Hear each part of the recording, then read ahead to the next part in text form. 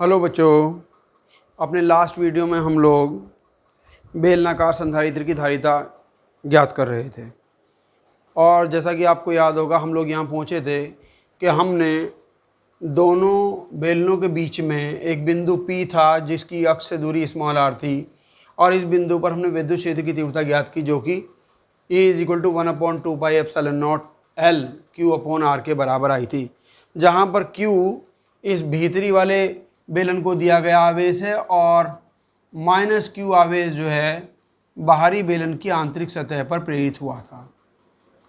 अब हमारा काम क्या, आपको जैसा याद होगा कि किसी भी संधारित्र की धारिता ज्ञात करने के लिए हम लोग संधारित्र के किसी एक चालक प्लेट को q आवेश देते हैं और उसकी वजह से दोनों प्लेटों के बीच में विभवांतर ज्ञात कर लेते हैं। अब हमने यहाँ पर विद्युत क्षेत्र निकाल लिया और अब इस विद्युत क्षेत्र की सहायता से हम इन दोनों बेलनों के बीच में विभवांतर ज्ञात करेंगे। वैसे विभवांतर निकालने के लिए कई अलग अलग तरीके हो सकते हैं, लेकिन जैसा कि मैंने बताया कि अगर ये दिखाई दे रहा हो आपको कि विद्युत क्षेत्र की तीव्रता पूरी दूरी में एक समान नहीं है, दूरी के साथ चेंज हो रही है, तो उस केस में हम लोग विभवांतर निकालने के लिए इंटीग्रल का सहारा या समाकलन का सहारा लेते हैं। जैसे देखिए यहाँ पर हम देख रहे हैं ये जो विद्युत क्षेत्र की तीव्रता E है ये प्रोपोर्शनल है, E is proportional to 1/r। इसलिए हम लोग V = E फार्मूले का V = ED फार्मूले का इस्तेमाल नहीं कर सकते, बल्कि हम बाकायदा इसको इंटीग्रेट करके विभवांतर निकालना पड़ेगा। हम जानते हैं कि E बराबर होता है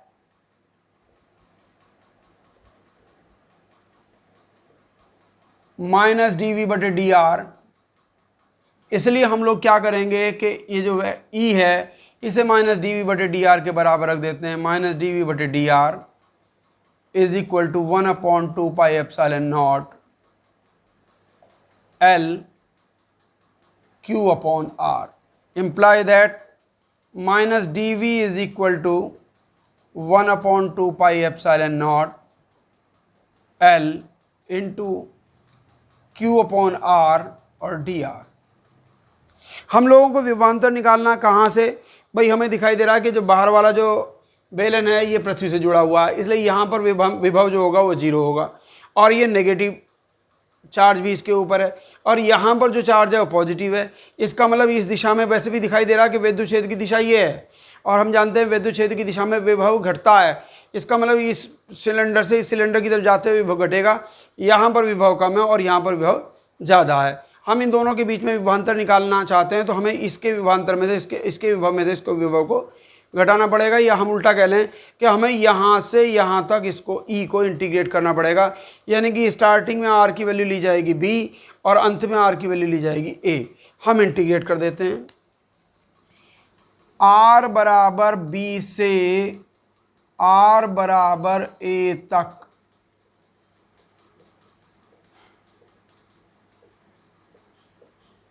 समाकलन करने पर -dV R बराबर B to R बराबर A = इंटीग्रल R बराबर B to R बराबर A और 1/2πε0 L Q/r और dr। हम लोग इंटीग्रेट कर देते हैं। dv का इंटीग्रल हो जाएगा v, इम्प्लाई दैट -v यहाँ r बराबर b और यहाँ r बराबर a = यहाँ पर जो चीज़ें कांस्टेंट हैं उनको हम बाहर निकाल लेंगे। Q/2πε0 L इंटीग्रल R बराबर B to R बराबर A 1/r dr। अब मैं आप लोगों को बता दूं कि इससे पहले इंटीग्रल के कई फार्मूले इस्तेमाल किए गए हम लोगों ने, लेकिन ये एक नया फार्मूला आ गया 1/x dx का इंटीग्रल जो होता है वो log x बेस ई होता है। तो यहाँ पर x की जगह किसने ली है, r ने, तो 1/r dr का इंटीग्रल log r हो जाएगा। और लेफ्ट साइड में हम लोग चलते हैं,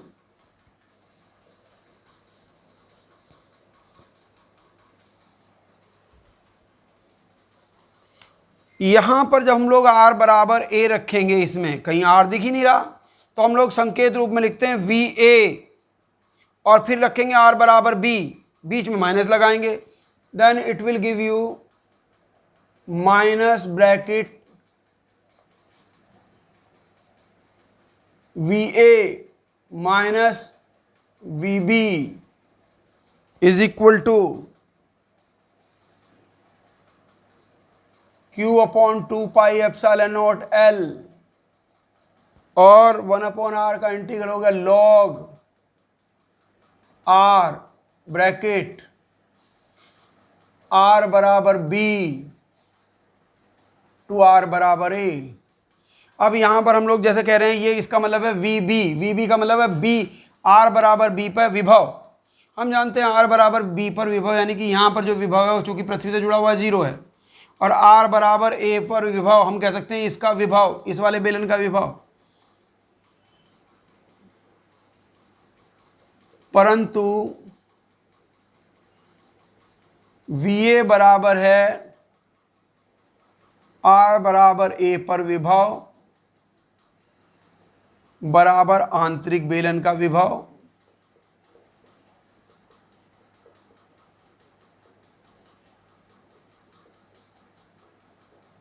और VB का अर्थ है r बराबर b पर विभव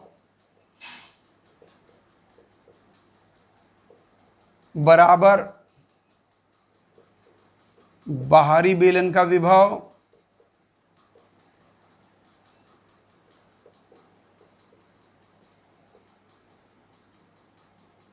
बराबर 0। इसलिए VA माइनस VB बराबर होगा दोनों बेलनों के बीच विभवांतर।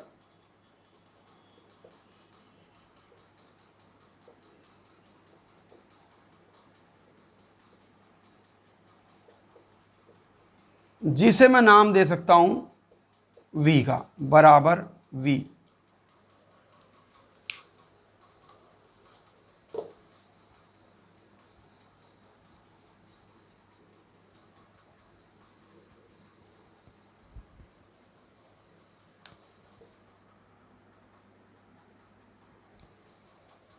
इसलिए ये समीकरण नंबर हमारा 3 हो जाएगा।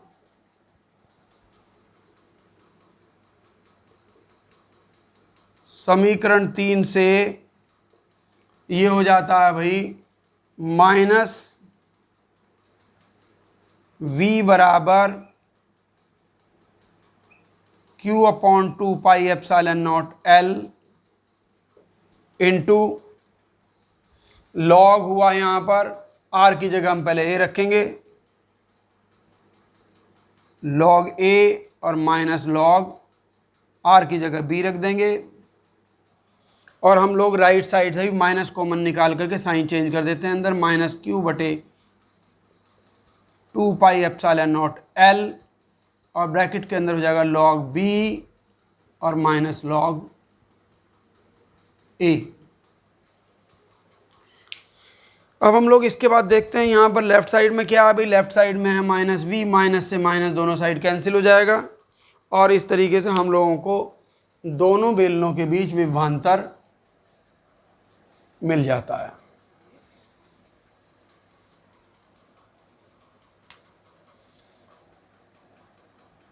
इसलिए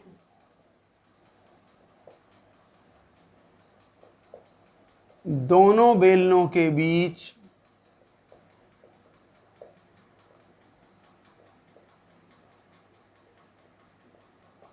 विभवांतर V बराबर है Q/2πε0 L log b minus log a को हम लोग लिख देते हैं log b बटे a। हाँ, यहाँ पर हमने बेस नहीं लिखा, लेकिन पता हो कि बेस जो है यहाँ पर e है। इस तरीके से हम लोग विभवांतर कैलकुलेट करने में कामयाब हो जाते हैं। और हमें जैसे कि पता है कि धारिता निकालनी है, धारिता का मतलब होता है दिया गया आवेश बटे विभवांतर। तो इसलिए अब बहुत सिंपल सा काम रह जाता है कि हम लोग आवेश को Q से भाग दे दें। इसलिए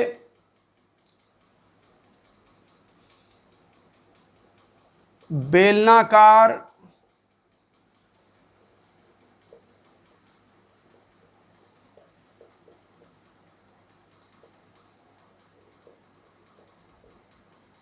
संधारित्र की धारिता C बराबर है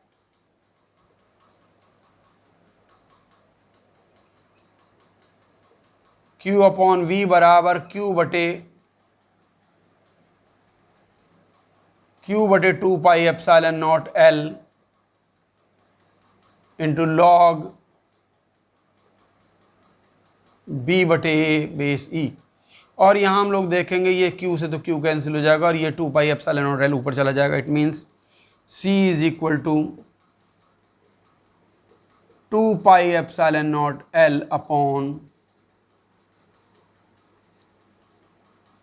लॉग B बटे A बेस E। ये बेलनाकार संधारित्र की धारिता का सूत्र है।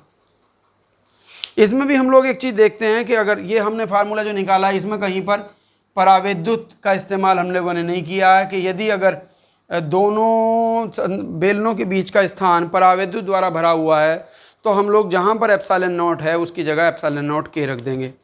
यदि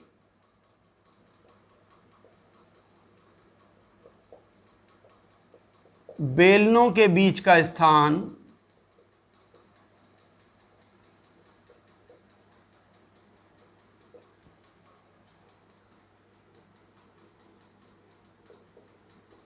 के परावैद्युतांक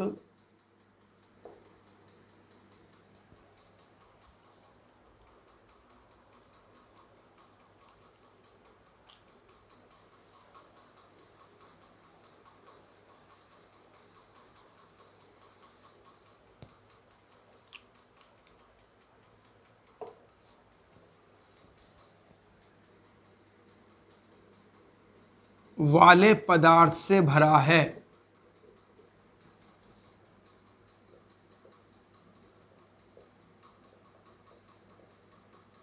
तब धारिता C बराबर होगी, ऊपर लिखता हूं मैं इसको,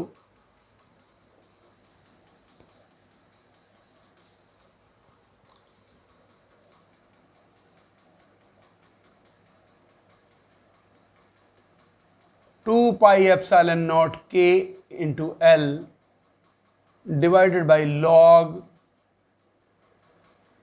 B बटे A बेस E। ये परावैद्युत द्वारा भरे हुए बेलनाकार संधारित्र की धारिता का सूत्र है।